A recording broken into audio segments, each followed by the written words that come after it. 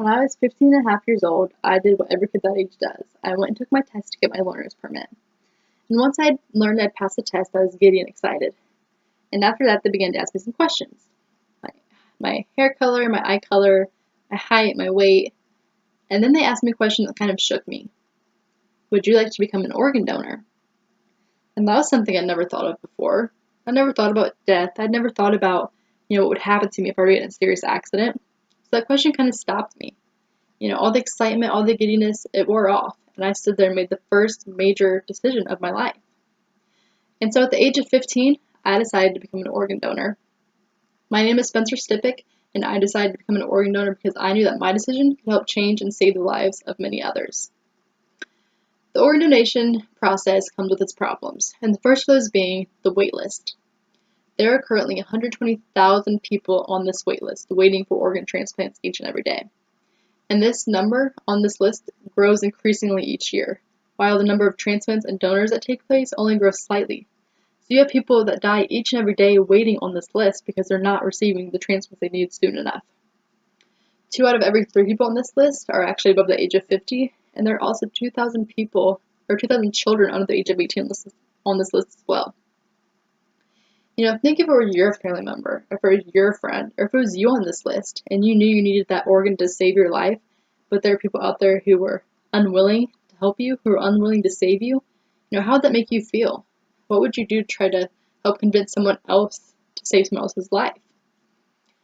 When you become an organ donor, you have the ability to save 8 lives. You donate several organs, some of those including your heart. You can donate your liver. You can donate your kidneys, and each kidney can actually be donated separately, so they can actually save 2 lives by going to 2 different people. You can donate your intestines.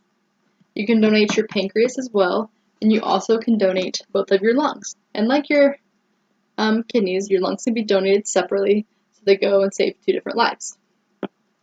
You don't have to be dead either to be an organ donor. You can donate tissues, and your tissues include blood and bone marrow, and those are considered donations. Also, you don't have to have both of your kidneys. You can survive with just one. So you're actually able to donate one of your kidneys while you're still alive. Not only that, but you can donate part of your liver, you can donate part of your small intestine, and you can donate part of your lung when you're still alive. But like I said, with the organ donation process, there comes problems. And along with those problems, there comes superstitions.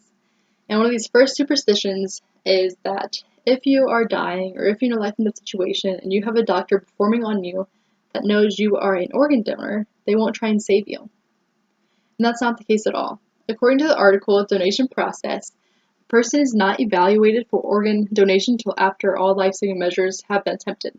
Not only that, but the hospital and the first responders' sole purpose is to save the patient's life. The doctors will do everything in their power to try to save the life of that individual. And the hospital staff working to save the patient's life is completely separate than the transplant team. The transplant team is the people that come in to take your organs once you do die, and that's a completely separate staff, a completely different group of people from the hospital staff that's working to save your life. And not only that, but you have to be pronounced brain dead to be able to donate your organs.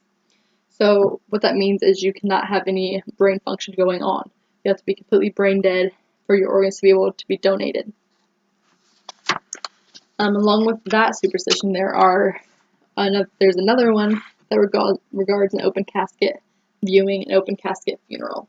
And by that I mean when people choose to become an organ donor, some of them are afraid that once they donate their organs, that they won't be able to have an open casket viewing or an open casket funeral. And that's not the case. According to the article Facts and Myths Over Organ Donation, the organizations that take your organs treat each donor's body with the utmost respect and dignity, allowing a donor's body to be viewed in an open casket setting. So you would be allowed to have an open casket funeral if that's what your family wanted for you if you were an organ donor. And the last myth here is the cost and fees. The cost and fees is something that some people worry about because they're afraid that if they choose to become an organ donor, the cost associated with recovering the organs and processing the organs will be placed on their families. And that's not the case at all. There will be no fees, no charges against your family or your loved ones when you become an organ donor and when you are able to donate your organs. Becoming an organ donor, it's a lot to consider. There are many things to consider, actually, but it's not something you should be afraid of. When I was 15, I was kind of afraid of it. I didn't want to think about death or what could happen to me, but now that I'm older and know more about it, I'm willing to be an organ donor, and, I really would like everyone to be as willing as I am to become an organ donor because it does and can save the lives of many people. But like I said, to become an organ donor, it's a big decision for some, and for some, it's not that big of a decision. But when you do go to make this choice, or if you're reconsidering this choice that you've made, you need not to think of yourself. You need to think of all those kids, all those adults, all those elders sitting on that list dying each and every day because there's someone unwilling to donate their organs to them. There's someone unwilling to save the life of someone that still has a chance to live. Don't think of yourself, think of them. So today, what's holding you back?